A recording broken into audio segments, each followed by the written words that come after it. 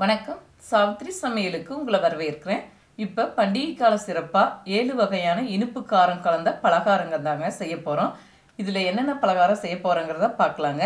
முதல்ல பட்டர் முறுக்கு, பாதுஷா, பாதாம் அல்வா, பொட்டுக்கடலை, முந்திரி, பாதாம், பிஸ்தா கலந்த லட்டு, ரிப்பன் பக்கோடா, ஜாங்கிரி, அவுள் மிக்சர். இந்த பலகாரமெல்லாம் ஒவ்வொன்றா எப்படி செய்யலாங்கிறத பார்க்கலாம். வாங்க இப்போ வீடியோக்குள்ளே போகலாம். இப்போ அருமையான சுவையில் புழுங்கல் அரிசி பொட்டுக்கடலை முறுக்கு வந்துங்க வெண்ணெய் சேர்த்து எப்படி செய்யலாங்கிறத பார்க்கலாம். இப்போ ஒரு முறுக்கு எடுத்து உடச்சி காட்டுறேங்க.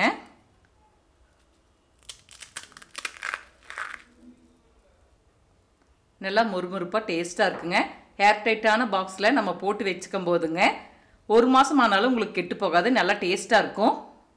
இப்போ புழுங்கல் அரிசி முறுக்குக்குங்க மாவு அரைக்கிறதுக்கு 1/2 கிலோ பக்கம் இட்லி அரிசி ஊற வச்சுருக்கேன். இப்போ இந்த இட்லி அரிசி புழுங்கல் அரிசி வந்துங்க 2-3 டைம் கழுவிட்டு 3 to 4 மணி நேரம் ஊற வச்சுக்கிட்டா சரியாக இருக்கும். இது வந்து கொஞ்சம் கெட்டியாக நல்லா நைஸாக அரைச்சி எடுத்துக்கலாங்க. பாருங்க, முறுக்குக்கு மாவு அரைக்கும் போதுங்க கொஞ்சம் கொஞ்சமாக தண்ணி விட்டு கொஞ்சம் கெட்டியாக நைஸாக அரைக்கணும். எடுத்த உடனே நிறைய தண்ணி சேர்த்து அரைக்கக்கூடாது.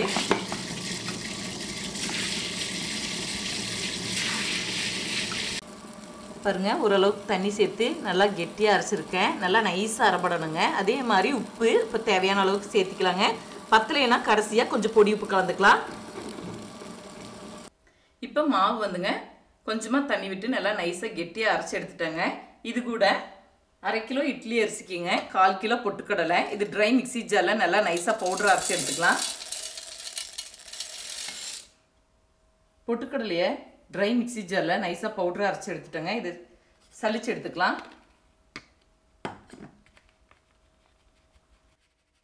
இப்போ பொட்டுக்கடலை அரைச்சதை நல்லா சலிச்சு எடுத்துட்டேங்க. இந்த ஆட்டின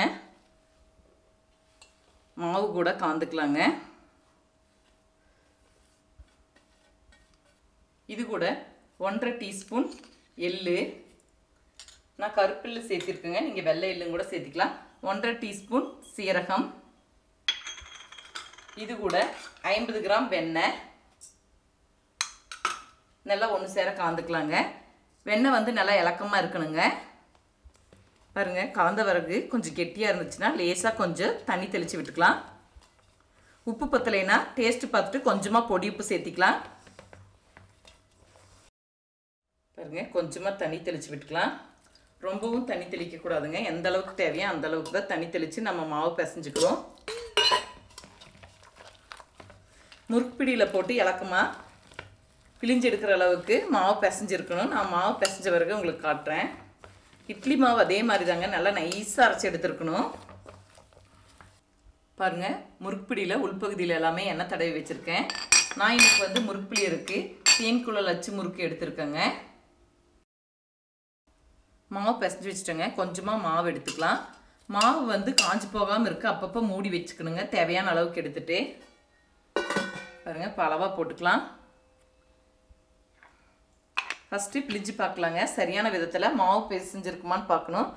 விட்டு விட்டு முறுக்கு பிழியும் போது வந்துச்சுன்னா நம்ம கெட்டியாக மாவு பிசைஞ்சிருக்கோன்னு அர்த்தங்க. நல்லா சரளமாக வரணும். பாருங்கள், நல்லா விரிசல் விடாமல் நல்லா வருது. பாருங்கள், இந்த அகலமான கரண்டியில் கொஞ்சமாக எண்ணெய் தடவி இருக்கேன். இதில் மாவு பிழிஞ்சிக்கலாம். முறுக்குக்கு போதும், அளவாக 2 சுற்று சுற்றுனா போதும்.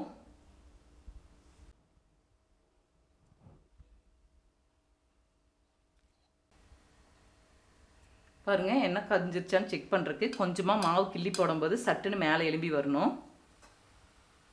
பாருங்கள், இந்த மாதிரி எலும்பி வரணும். இப்போ எண்ணெய் காஞ்சிச்சுங்க, முறுக்கு போட்டுக்கலாம். பிழிஞ்சு வச்சதை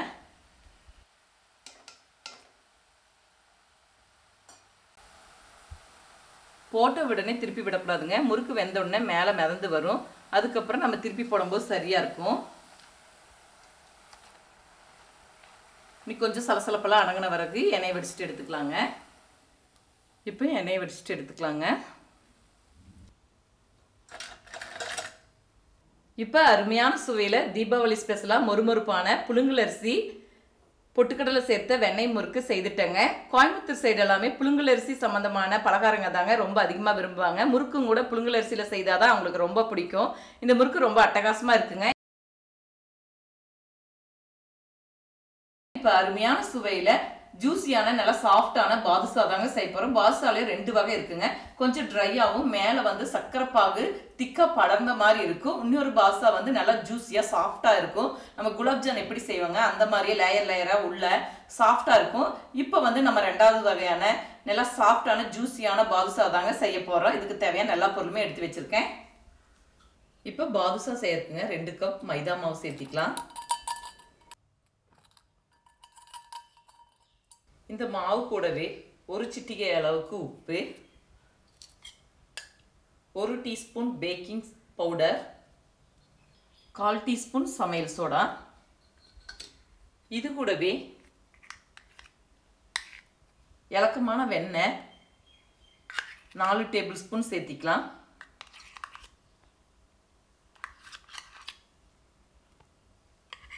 இப்போ ஒன்று சேர நல்லா கலந்துக்கலாங்க. நீங்கள் வெண்ணெய்க்கு பதிலாக நெய் வந்து ஒரு 1/2 கப் அளவுக்கு சேர்த்திக்கலாங்க. இப்போ ஒன்று சேர நல்லா கலந்து விட்டாச்சுங்க. இப்போ நல்லா கலந்துட்டுங்க. இந்த மாவு வந்து இந்த மாதிரி கையில் பிடிக்கணும். பிடிச்சா இந்த மாதிரி பிடிக்க வரணும். அந்த மாதிரி பக்குவத்துக்கு வரும்போது தாங்க மாவு சரியான பக்குவத்துக்கு கலந்துருக்கான்னு அர்த்தம். நீங்கள் வந்து இந்த மாதிரி கையில் பிடிக்க வரலைன்னா இன்னும் 1 டேபிள் ஸ்பூனும் கூட நீங்கள் வெண்ணெய் சேர்த்திக்கலாம். நல்லா இருக்கும், சாஃப்டாக இருக்குங்க பாதுஷா. பாருங்க, இப்போ எல்லாமே ஒன்று சேர நல்லா கலந்தாச்சு. இப்போ நம்மளுக்கு நல்லா பிடிக்க வருது. இந்த பக்குவத்துக்கு நல்லா மாவு பிசைஞ்சுக்கணும். இது கூட கொஞ்சம் கொஞ்சமாக தண்ணி விட்டு சப்பாத்தி மாவு பதத்துக்கு பிசைஞ்சுக்கலாம். எடுத்த உடனே நிறைய தண்ணி விடக்கூடாதுங்க. அதே மாதிரி ரொம்ப அழுத்தம் கொடுத்து மாவு பிசையக்கூடாது. கொஞ்சம் மெதுவாக சாஃப்டாக பிசையணும். பாருங்கள், இந்த பக்குவத்துக்கு மாவு பிசைஞ்சிருக்கணும். இது வந்து ஒரு 1/2 மணி நேரங்கிறது 1 மணி நேரம் பக்கம் ஊறுனா நம்மளுக்கு சாஃப்டான பாதுஷா கிடைக்கும். இது நல்லா ஊறட்டுங்க. இப்போ 2 கப் மாவு எடுத்துருக்குங்க. அதனால 2 கப் சர்க்கரை சேர்த்திக்கலாம். பாதுஷாக்கு தேவையான பாகு 2 கப் சர்க்கரைக்குங்க 1 கப் தண்ணி விட்டுக்கலாம். நல்லா கொதிச்சு வரட்டும் பாகு. ஸ்டவ் பற்ற வச்சுக்கலாம். இப்போ பாதுஷாக்கு மாவு பிசைஞ்சு வச்சதுங்க 30 நிமிஷத்துலேருந்து 40 நிமிஷம் பக்கம் ஊற வச்சுட்டேங்க.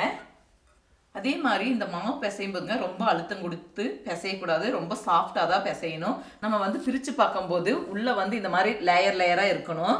அப்போ தான் வந்து நம்மளுக்கு பாதுஷா நல்லா சாஃப்டாக லேயர் லேயராக உள்ளே இருக்கும். பாருங்கள், இதை வந்து நம்ம தேவையான சைஸ்க்கு உருண்டைகள் பிடிச்சிக்கலாம். நான் இன்னைக்கு பாதுஷா வந்துங்க ரொம்ப பெருசாகவும் இல்லாமல் ரொம்ப சிறுசாக இல்லாமல் மீடியமான அளவுக்கு தாங்க செய்ய போகிறேன். பாருங்கள், இந்த மாதிரி உருட்டிக்கலாம். நான் வந்து இன்னைக்கு வந்து மைதா மாவு எடுத்திருக்கேங்க. நீங்கள் விருப்பப்பட்ட கோதுமை மாவுலையும் கூட சேர்த்திக்கலாம். நான் இந்த பாதுஷாக்கு வெண்ணெய் சேர்த்திருக்கேன். நீங்கள் விருப்பப்பட்டால் நெய் இல்லாட்டி ஆயில்லையும் கூட செய்துக்கலாங்க. பாருங்க, இந்த மாதிரி உருட்டிட்டு இந்த விரல் வச்சு லைட்டாக அமுத்தி விட்டுக்கிட்டா போதும். இந்த மாதிரியே எல்லாத்தையும் செய்துக்கலாம். பாதுஷாக்கு மாவு எல்லாமே உருட்டி வச்சாச்சுங்க. இப்போ சுட்டு எடுத்துக்கலாம். பாருங்கள், பாகு தயாராகிடுச்சு. பிசுக்கு பதம் நல்லா வந்துருச்சு. பாருங்கள், கையில் தொடும்போது நல்லா பிசு பிசுன்னு இருக்குது. இப்போ இறக்கி வச்சிடலாம். இப்போ எண்ணெய் ஓரளவு காஞ்சிச்சுங்க. லோ ஃப்ளேமில் வச்சு தான் சுட்டு எடுக்கணும். இப்போ மாவு ஒவ்வொன்றா போட்டுக்கலாம். நல்லா நம்ம போட்ட வரங்க வெந்து நல்லா மேலாக மிதந்து வரும். அளவாக போட்டுக்கலாம்.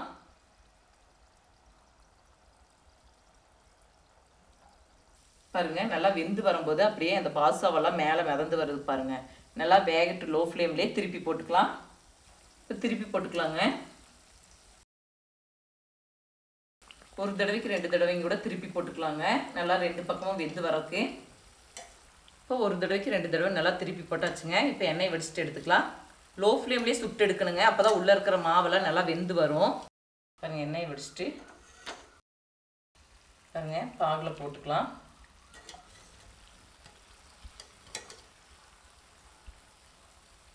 சர்க்கரை பாகு கூட கலந்துக்கலாம்.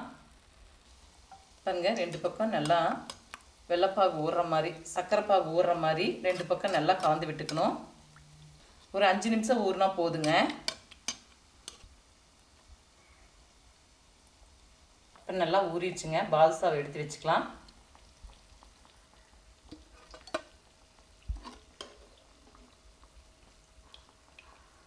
தட்டுக்கு மாற்றி வச்சுக்கலாம். இப்போ அருமையான சுவையில் பாதுஷா தயார் செய்துட்டேங்க. இப்போ ஒரு பாதுஷா பிச்சு காட்டுறேங்க. பாருங்க லேசாக இந்த பக்கமெல்லாம் வெடுப்பாக இருக்கும்போது தாங்க உள்ளே வந்து நல்லா பாகு இறங்கி ஜூஸியாக இருக்கும். பாருங்கள் எவ்வளோ ஜூஸியான பாதுஷா கிடச்சிருக்குன்னு பாருங்கள். வாயில் வச்ச உடனே கரைஞ்சிருங்க, அந்த அளவுக்கு இருக்குது இந்த பாதுஷா. நல்லா வெண்ணெய் போட்டு செய்திருக்கிறனாலங்க மனமும் டேஸ்ட்டும் சுவையாக இருக்கும். இதே முறையில் செய்து பாருங்கள். இப்போ அருமையான சுவையான பாதாம் அல்வா எப்படி செய்யலாங்கிறத பார்க்கலாங்க. அதுக்கு தேவையான எல்லா பொருளுமே எடுத்து வச்சுருக்கேன். பாதாம் அல்வா செய்யறதுக்குங்க 1 கப் அளவுக்கு பாதாம் எடுத்ததை ஒரு கப்பில் போட்டு கொதிக்கிற சுடுதண்ணியிலைங்க 1 மணி நேரம் ஊற வச்சுக்கலாம். இப்போ சுடுதண்ணி ஊற்றிக்கலாங்க. 1 மணி நேரம் நல்லா ஊறட்டும். இப்போ சுடுதண்ணியில் 1 மணி நேரம் பக்கம் பாதாம் நல்லா ஊறிடுச்சுங்க. இப்போ இதோட மேல் தோலை எடுத்துக்கலாங்க. பெருவிரலில் இப்படி அழுத்தினாலே உங்களுக்கு மேல் தோல் வந்துருங்க.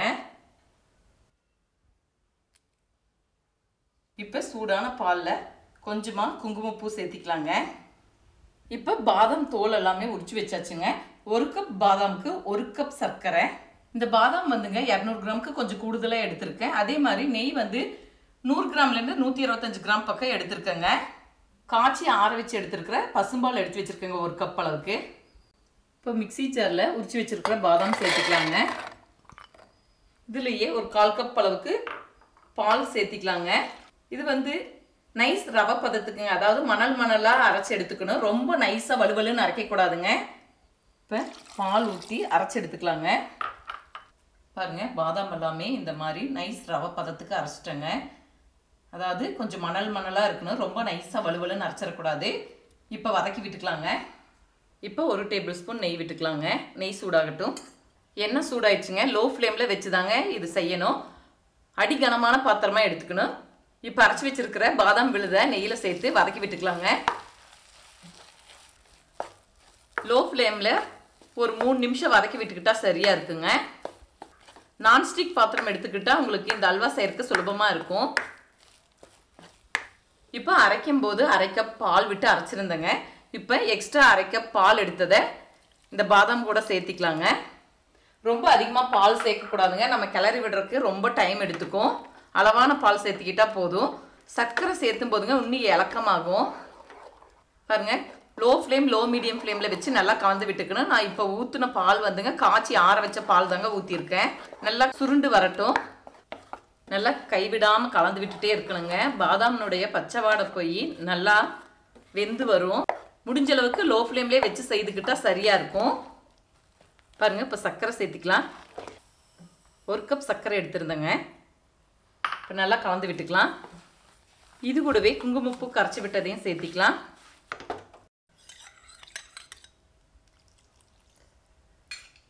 நல்லா ஒன்று சேர கலந்து விட்டுக்கலாம்.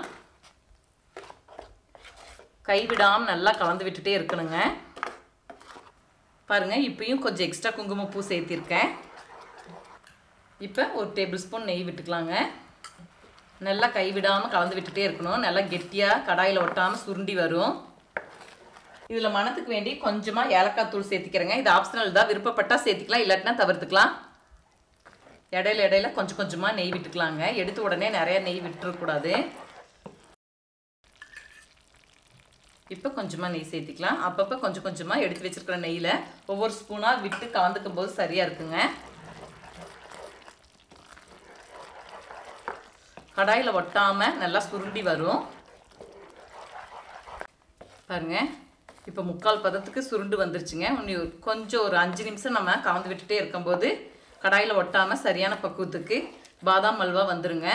இது வந்து கொஞ்சம் அதிக விலையுள்ள பொருளெல்லாம் போட்டு செய்யறனாலைங்க லோ ஃப்ளேமில் ஒரு 20 to 25 நிமிஷம் கைவிடாமல் கலந்து விட்டுட்டே இருக்கணும். அப்போ தான் சரியான விதத்தில் வருங்க. பாருங்கள் அல்வா கடாயில் ஒட்டாமல் வந்துருச்சு. கடைசியாக கொஞ்சமாக நெய் இருக்குங்க, அதையும் ஊற்றிக்கலாம். இப்போ நல்லா கலந்து விட்டுட்டு இறக்கி வச்சுக்கலாம். பாருங்கள் இந்த மாதிரி கடாயில் ஒட்டாமல் வரணும். இப்போ நம்ம இறக்கி வச்சுக்கலாங்க. சூடாறும்போது இன்னும் கொஞ்சம் கெட்டியாகுங்க. இப்போ பட்டர் பேப்பர் வச்சுருக்கேங்க. இதில் பாதாம் அல்வா போட்டுக்கலாம். இப்போ அல்வாவை பட்டர் சீட்டில் மடக்கிக்கலாங்க.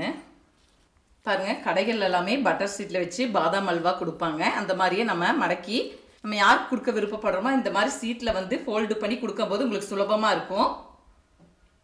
பாருங்க, இப்போ பொடியாக கொஞ்சம் நீட்ட வாக்கில் நறுக்குனேன் பாதாம் இது கூட சேர்த்திக்கலாங்க. அலங்கரிக்க இந்த பாதாம் அல்வாங்க நம்ம வெளியே வச்சு ஒரு வாரம் பக்கம் வச்சு சாப்பிடலாம். நீங்கள் ஃப்ரிட்ஜில் வச்சு சாப்பிட்றதா இருந்தால் 15 நாள் பக்கம் வச்சு சாப்பிடலாம், நல்லாயிருக்கும். இதே முறையில் செய்து பாருங்க. இப்போ dry nuts roasted gram laddu தாங்க நம்ம செய்ய போகிறோம். அதாவது பாதாம், பிஸ்தா, முந்திரி அது கூட பொட்டுக்கடலை வச்சு தாங்க லட்டு செய்ய போகிறோம். அதுக்கு தேவையான எல்லா பொருளுமே எடுத்து வச்சிருக்கேன். இப்போ பாதாம், முந்திரி, பிஸ்தா இது மூணுமே 1/2 கப் வர அளவுக்கு எடுத்துக்கலாங்க. 1 கப் பொட்டுக்கடலை, 1 கப் சர்க்கரை, 1/2 கப் நெய், 1/2 டீஸ்பூன் ஏலக்காய் தூள். இப்போ வெறும் கடாயில ட்ரை நட்ஸ் எல்லாம் வறுத்துக்கலாங்க. லேசா சூடு வர அளவுக்கு வறுத்துக்கிட்டா போதும்.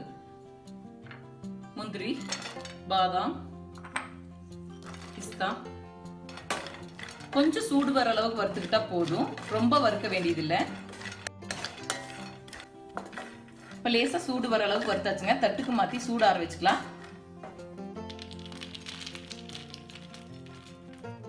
பொட்டுக்கடலை அதே மாதிரி தாங்க, நல்லா ஃப்ரெஷ்ஷாக மொறுமொறுப்பாக இருக்கிறதா எடுத்துக்கணும். ஒரு சிலதெல்லாம் நவுத்தி இருக்கும், அந்த மாதிரியெல்லாம் எடுத்துக்கூடாது. இதையும் லேசாக சூடு கட்டிக்கிட்டா போதும். லோ ஃப்ளேமில் வச்சு சூடு கட்டிக்கிட்டா போதும், ரொம்ப நேரம் வறுக்க வேண்டியதில்லை. இதுவும் லேசாக சூடு வர அளவுக்கு வறுத்தாச்சு. தட்டுக்கு மாற்றி சூடு ஆற வச்சுக்கலாம். இப்போ எல்லா பொருளுமே சூடு ஆறிச்சுங்க, அரைச்சி எடுத்துக்கலாம். இப்போ பொட்டுக்கடலை இது கூட சர்க்கரை இது ரெண்டையும் சேர்த்து நல்லா பொடி செய்துக்கலாம்.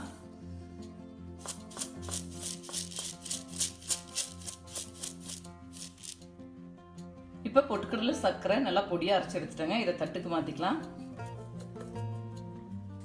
இப்போ சின்ன ட்ரை ஜார் இல்லைங்க, இந்த வறுத்த நட்ஸ் எல்லாம் சேர்த்து தருதருன்னு அரைச்சி எடுத்துக்கலாம். ரொம்ப நைஸ் பவுடராக அரைக்க வேண்டியதில்லை. எல்லா ட்ரை நட்ஸும் சேர்ந்த மாதிரி இந்த மாதிரி தருதருன்னு அரைச்சி எடுத்துக்கிட்டா போதும். அரைச்ச பொட்டுக்கடலை சர்க்கரை கூட ஏலக்காய் தூள் கலந்துக்கலாம். இது கூடவே அரைச்சி வச்சிருக்கிறேன் ட்ரை நட்ஸ் சேர்த்திக்கலாம். இது எல்லாத்தையும் ஒன்று சேர நல்லா கலந்து விட்டுக்கலாம். இப்போ எல்லாத்தையும் ஒன்று சேர கலந்து வச்சாச்சுங்க. இப்போ நெய்யை சூடுபடுத்திக்கலாம். மிதமான தீச்சூடில் சூடுபடுத்தி எடுத்துக்கலாம். இப்போ மிதமான தீச்சூடில் நல்லா சூடுபடுத்திட்ட நெய்யங்க. இது பாதி பாதியாக நம்ம எடுத்துக்கலாம். ஃபர்ஸ்ட் பாதி இருக்கிற மாவுக்கு உருண்டை பிடிச்சிட்டு அதுக்கப்புறம் மிச்ச பாதியில் நெய் ஊற்றி உருண்டை பிடிச்சிக்கலாம். அளவளவாக ஊற்றிக்கலாம்.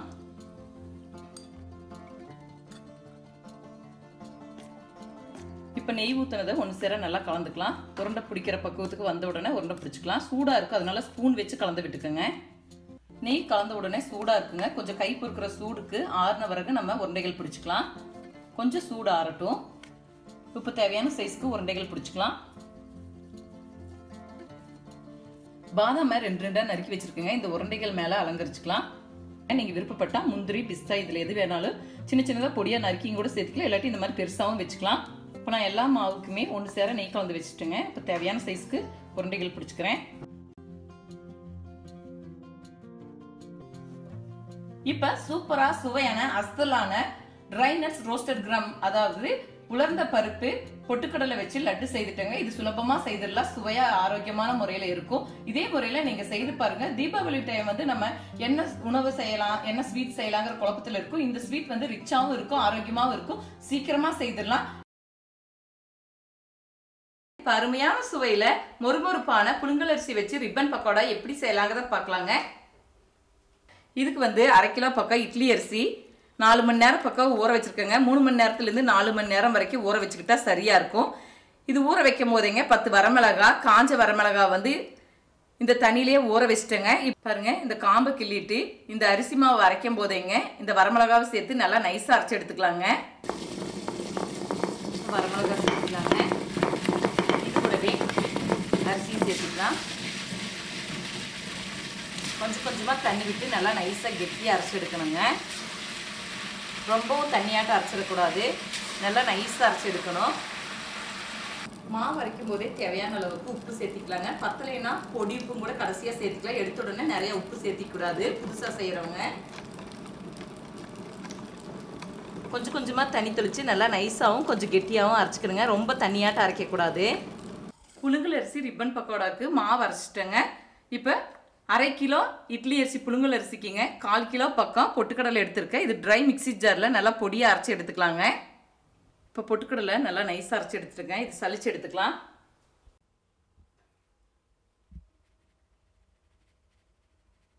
இப்போ அரைச்சி வச்ச மாவில் சலிச்சு வச்சுருக்கிற பொட்டுக்கடலை மாவை சேர்த்திக்கலாங்க. இது கூடவே 1.5 டீஸ்பூன் வெள்ளை எள்ளு, 1/2 டீஸ்பூன் பெருங்காயத்தூள், 1 டீஸ்பூன் ஓமம், நல்லா கசக்கி வச்சுருக்கேங்க ஓமத்தை கையில். இது கூடவே 50 கிராம் வெண்ணெய், நல்லா இலக்கமான வெண்ணெயாக எடுத்துக்கணுங்க. 1/2 கிலோவுக்கு நீங்கள் 50 கிராம் வெண்ணெய் சேர்த்துக்கிட்டால் சரியாக இருக்கும். பாருங்கள், வெண்ணெய் வந்து இந்த மாதிரி இலக்கமாக நல்லா இருக்கணும். இதெல்லாம் ஒன்று சேர நல்லா கலந்துக்கலாம். இப்போ கொஞ்சம் மாவு கெட்டியாக இருக்குங்க, கொஞ்சமாக தண்ணி தெளிச்சுக்கலாம். நல்லா ஒன்று சேர நல்லா கலந்துக்கலாம்.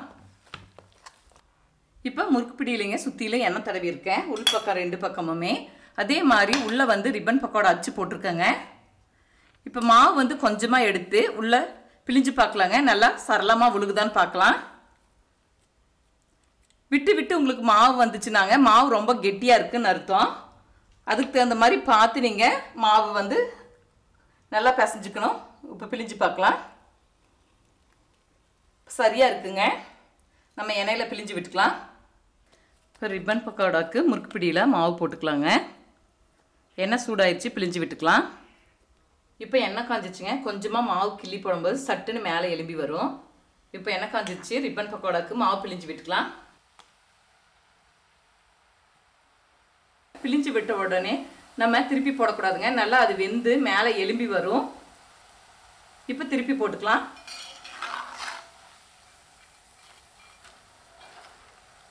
நல்லா சலசலப்பெல்லாம் அடங்கட்டுங்க, எண்ணெய் வடிச்சிட்டு எடுத்துக்கலாம். இப்போ சலசலப்பெல்லாம் அடங்கிடுச்சுங்க, எண்ணெய் வடிச்சிட்டு எடுத்துக்கலாம். பாருங்கள், சூடு ஆறிச்சு. இப்போ ரிப்பன் பக்கோடா தேவையான சைஸ்க்கு உடச்சி ஒரு ஏர்டைட்டான பாக்ஸில் நம்ம போட்டு வச்சுக்கிட்டா 1 மாதம் ஆனாலும் நல்லா மொறுமொறுப்பாகவும் கெட்டு போகாமல் நல்லா இருக்குங்க, நவுக்கி போகாமல். இப்போ அருமையான சுவையில் மொறுமொறுப்பான புழுங்கலரிசி ரிப்பன் பக்கோடா செய்துட்டேங்க. இது இப்போ அருமையான சுவையில் வீட்லேயே சுலபமான முறையில் ஜாங்கிரி எப்படி செய்யலாங்கிறத பார்க்கலாங்க. உளுந்து மாவு போட்டு நம்ம செய்யறது வந்து ஜாங்கிரிங்க. மைதா மாவில் செய்வாங்க, அது வந்து ஜிலேபிங்க. இப்போ ஜாங்கிரி செய்யறதுங்க 1 கப் அளவுக்கு உருண்டை வெள்ளை உளுந்து எடுத்துருக்கேங்க. இது வந்து நல்லா 2-3 டைம் கழுவி 1 மணி நேரம் பக்கம் ஊற வச்சுருக்குங்க. இது கொஞ்சமாக தண்ணி விட்டு நல்லா நைஸாக அரைச்சி எடுத்துக்கலாங்க. நம்ம உளுந்து வடைக்கு எப்படி அரைப்போமோ அதை விடவே கொஞ்சம் கெட்டியாக நல்லா நைஸாக அரைச்சி எடுத்துக்கலாம். இப்போ உளுந்து வந்து 1 மணி நேரம் பக்கம் ஊறிடுச்சுங்க. இப்போ தண்ணி வடிச்சிட்டேங்க, மிக்சி ஜாரில் போட்டு அரைச்சி எடுத்துக்கலாம். நம்மளுக்கு அரைக்கும் போது தண்ணி தேவைப்பட்டால் ஒவ்வொரு டேபிள் ஸ்பூன் பக்கம் நம்ம கொஞ்சமாக தண்ணி விட்டு நீங்கள் நல்லா நைஸாக கெட்டியாக அரைச்சி எடுத்துக்கும் போது சரியாக இருக்கும். நான் அரைக்கும் போது காட்டுறேங்க. பாருங்கள், இப்போ கொஞ்சமாக தண்ணி விட்டுக்கலாம். பாருங்கள், இப்போ இந்த பக்குவத்துக்கு அரைபட்டுருக்கு. இன்னும் கொஞ்சமாக தண்ணி தெளிச்சுக்கலாம். பாருங்கள், இப்போ நல்லா நைஸாக அரைச்சி எடுத்தாச்சு. இது வேற ஒரு பாத்திரத்துக்கு மாற்றிக்கலாம்.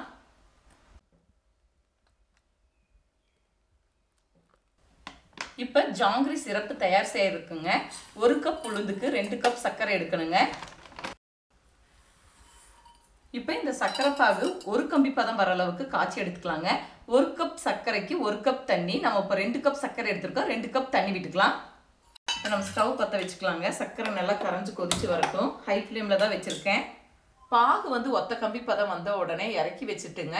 அந்த பாகு வந்து உங்களுக்கு டைம் ஆக ஆக இறுகி போகாமல் இருக்கிறதுக்குங்க நீங்கள் 2-3 சொட்டு வந்து எலும்பிச்சை சாறு விட்டுக்கிட்டால் உங்களுக்கு வந்து பாகு வந்து ரொம்ப இறுகி போகாதுங்க. இப்போ அரைச்சி வச்சுருக்கிறேன் உளுந்து கூட 2 டேபிள் ஸ்பூன் பச்சரிசி மாவு எடுத்துக்கிறேங்க. இது கூடவே கொஞ்சமாக ஆரஞ்சு கலரில் வரதுக்கு ஃபுட் கலர் எடுத்துருக்கேங்க. இது கூடவே 1 சிட்டி அளவுக்கு உப்பு சேர்த்திக்கலாம். இதை வந்து நல்லா காந்து விட்டுக்கலாங்க. இப்போ மாவு நல்லா 2-3 நிமிஷம் ஒன்று சேர நல்லா கலந்து கையில் விடாமல் அடித்து கலந்து வச்சுட்டேங்க. இப்போ இந்த ஜாங்கிரி செய்யறதுக்குங்க நான் லேஸ் காட்டன் துணி எடுத்திருக்கேன். இந்த காட்டன் துணியில் நம்ம சின்னதாக கொஞ்சமாக ஹோல்ஸ் போட்டுக்கலாங்க. பாருங்கள், நம்ம இந்த மாதிரி நடுப்பகுதியில் போட்டுக்கணும். பாருங்கள், இந்த மாதிரி கத்திரிச்சு எடுத்துக்கலாம். ரொம்பவும் பெருசாக போயிட போது கரெக்டாக பார்த்து நம்ம கட் பண்ணிக்கும்போது சரியாக இருக்கும். பாருங்கள், இந்த சைஸ்க்கு ஹோல்ஸ் போட்டிருக்கேன். லேசாக இந்த காட்டன் துணியை நனைச்சி எடுத்துக்கலாம். பாருங்கள், இதில் கொஞ்சமாக மாவு எடுத்து வச்சுக்கலாம். இதை நல்லா ஒன்று சேர நல்லா இறுக்கமாக கட்டிக்கலாம். பாருங்கள், இப்போ இந்த ஹோல்ஸில் பாருங்கள் இந்த மாதிரி நம்ம பிழிஞ்சு எடுத்துக்கும்போது சரியாக இருக்கும். இந்த ஜாங்கிரி சுட்டு எடுக்கிறதுக்குங்க நான் காட்டன் துணி பயன்படுத்தியிருக்கேன். நீங்கள் அந்த மாதிரி செய்யறதுக்கு சிரமமாக இருந்துச்சுன்னா இந்த மாதிரி பால் கவரோ இல்லாட்டி பாலித்தீன் கவரில் நீங்கள் எடுத்துகிட்டு இந்த இடத்துல நீங்கள் கொஞ்சமாக சின்னதாக ஹோல்ஸ் உழுகிற மாதிரி கட் பண்ணி விட்டுட்டு நீங்கள் மாவு உள்ளே சேர்த்துட்டு நீங்கள் பிழிஞ்சு எடுக்கும்போது உங்களுக்கு சுலபமாக இருக்குங்க. இந்த மாதிரி பிழிஞ்சு எடுக்கும்போது உங்களுக்கு சுலபமாக இருக்கும். இப்போ பாகு நல்லா கொதிச்சிருச்சுங்க. செக் பண்ணி பார்க்கலாம். ஒத்த கம்பி பதம் வந்த உடனே இறக்கி வச்சுக்கணும். லேசாக இந்த பாகு இப்படி தொட்டு பார்க்கும்போது பாருங்கள், இந்த மாதிரி ஒத்த கம்பி பதம் வந்திருக்கணும். இப்போ ஜாங்கிரிக்கு பாகு தயார் செய்து வச்சாச்சுங்க. இப்போ எண்ணெய் காய வச்சுருக்கோம். எண்ணெய் காஞ்சோன்னா மீடியம் ஃப்ளேம் தாங்க வச்சு சுட்டு எடுக்கணும். ஜாங்கிரிக்கு சுற்றி விட்டுக்கலாங்க. பாருங்கள், இந்த மாதிரி ஒரு கிண்ணத்தில் வச்சுருக்கேன் சுற்றி. இப்போ பிழிஞ்சு விட்டுக்கலாம்.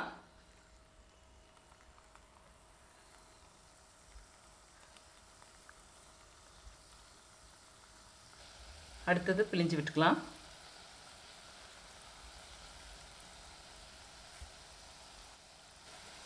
ரொம்ப அக்யூரேட்டாக சுத்த வரலைன்னா நீங்கள் சிம்பிளாக இந்த மாதிரி டிசைனில் நீங்கள் சுற்றி விட்டுக்கலாம். போட்ட உடனே திருப்பி விடக்கூடாதுங்க. நல்லா சலசலப்பெல்லாம் அடங்கின பிறகு திருப்பி போட்டு நல்லா வெந்த பிறகு நம்ம எண்ணெய் வடிச்சுட்டு எடுக்கும்போது சரியாக இருக்கும். நல்லா வெந்துருச்சு. ஒவ்வொன்றா எடுத்து நம்ம ஒரு 2 நிமிஷம் பக்கம் சர்க்கரை பாகில் போட்டு வச்சுக்கலாம்.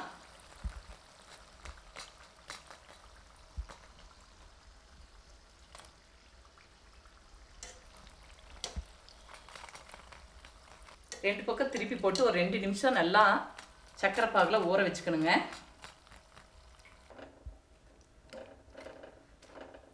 ஒரு 2 நிமிஷம் ஊற வச்சுட்டு நம்ம தனியாக தட்டில் மாற்றி எடுத்து வச்சுக்கணும்.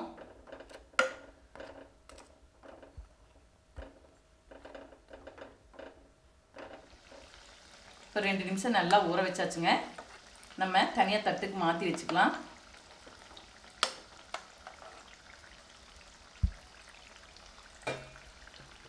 பாருங்க, இப்போ ஒன்று பிச்சு காட்டுறேன். நல்லா உள்ளெல்லாம் சிரப்பு இறங்கி இருக்குது. பாருங்க, நல்லா ஜூஸியாக இருக்குது. பாருங்கள், அந்த சர்க்கரை சிரப்பு அப்படியே வெளியே வருது. பாருங்கள், இப்போ அருமையான முறையில் சுவையான ஜாங்கிரி வீட்டிலே சுலபமான முறையில் செய்துட்டேங்க. இதே முறையில் நீங்கள் செய்து பாருங்கள். இப்போ எளிமையாக செய்யக்கூடிய கார அவல் மிச்சர் எப்படி செய்யலாங்கிறத பார்க்கலாங்க. அதுக்கு தேவையான எல்லா பொருளுமே எடுத்து வச்சுருக்கேன். 2 கப் கெட்டி அவல் எடுத்துருக்கேங்க. இதில் குப்பை, தூசி, நெல்லுமி எல்லாம் இருந்தால் சுத்தம் செய்து எடுத்துக்கோங்க. நீங்கள் லேஸ் அவல்லையும் கூட செய்துக்கலாம். இப்போ எண்ணெய் சூடாயிடுச்சுங்க. மீடியம் ஹை ஃப்ளேம் வச்சுக்கணும். இந்த மாதிரி சல்லடை எடுத்து அதில் அவல் போட்டு நம்ம செய்யும் போதுங்க எடுக்கிறதுக்கு சுலபமாக இருக்கும். இல்லாட்டி ஒவ்வொரு சமயம் அவல் போட்டு நம்ம வடிகட்டியில் எடுக்கும்போது அங்கங்கே பாதி எண்ணெய் விட்டுரும். இந்த மாதிரி வடிகட்டியில் செய்யும்போது சரியாக இருக்கும். இப்போ எண்ணெய் காஞ்சிருச்சு. மீடியம் ஹையில் வச்சுக்கலாம். கருகு விட்டுறக்கூடாது. நல்லா வெளியிருந்து பொரிஞ்சு வரும்போது எடுத்துடணும். நல்லா பொரிஞ்சு வந்துருச்சுங்க. நல்லா எண்ணெயை வடிச்சிட்டு ஒரு பாத்திரத்தில் மாற்றிக்கலாம். டிஷ்யூ பேப்பர் போட்டு நம்ம போட்டுக்கும் போது எண்ணெயெல்லாம் எக்ஸ்ட்ரா இருந்தால் உறிஞ்சிக்கும்.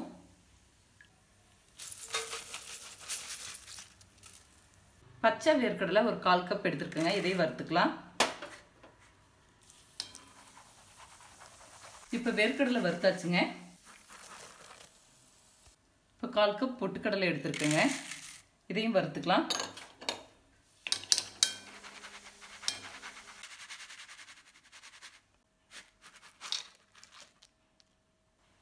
கால் கப்புக்கு கொஞ்சம் குறைவாக முந்திரி பருப்பு எடுத்துருக்கேங்க. இது சின்ன சின்னதாக உடச்சி வச்சுருக்கேன். இதையும் வறுத்துக்கலாம்.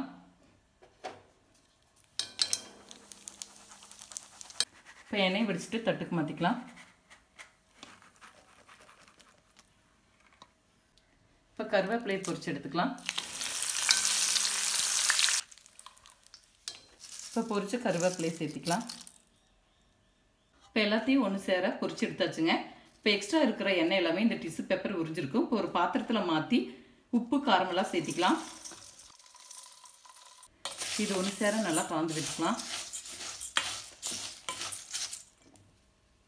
இது கூடவே தேவையான அளவுக்கு உப்பு, டேஸ்ட் பார்த்துட்டு பத்தலைன்னா மறுபடியும் பொடி உப்பு சேர்த்திக்கலாம். காரத்துக்கு 1 டீஸ்பூன் மிளகாய்த்தூள் அவங்கவுங்க காரத்துக்கு தகுந்த அளவு சேர்த்திக்கலாம். இது கூட 1/4 டீஸ்பூனுக்கு கொஞ்சம் கூடுதலாக மஞ்சள் தூள் எடுத்திருக்கேன். இதையும் ஒன்று சேர நல்லா கலந்து விட்டுக்கலாம். இப்போ சூப்பராக சுவையான சட்டுன்னு செய்யக்கூடிய அவல் கார மிக்சர் செய்துட்டேங்க. இது சத்துக்கு சத்து மாச்சுங்க. குழந்தைகளுக்கு ஈவினிங் ஸ்நாக்ஸ் சட்டுன்னு செய்து கொடுத்துடலாம். டீ டைம் ஸ்நாக்ஸ்க்கு ரொம்ப அட்டகாசமான ஸ்நாக்ஸ் இதே முறையில் செய்து பாருங்க. இப்போ பண்டிகை கால சிறப்பாக 7 வகையான இனிப்பு காரம் கலந்த பலகாரம் செய்திருக்கேங்க. இதே முறையில் செய்து பாருங்க. இந்த வீடியோ பிடிச்சிருந்தா லைக் பண்ணுங்க, ஷேர் பண்ணுங்க, சப்ஸ்கிரைப் பண்ணுங்க, கமெண்ட்ஸ் பண்ணுங்க. அடுத்த வீடியோவில் சந்திக்கலாம்.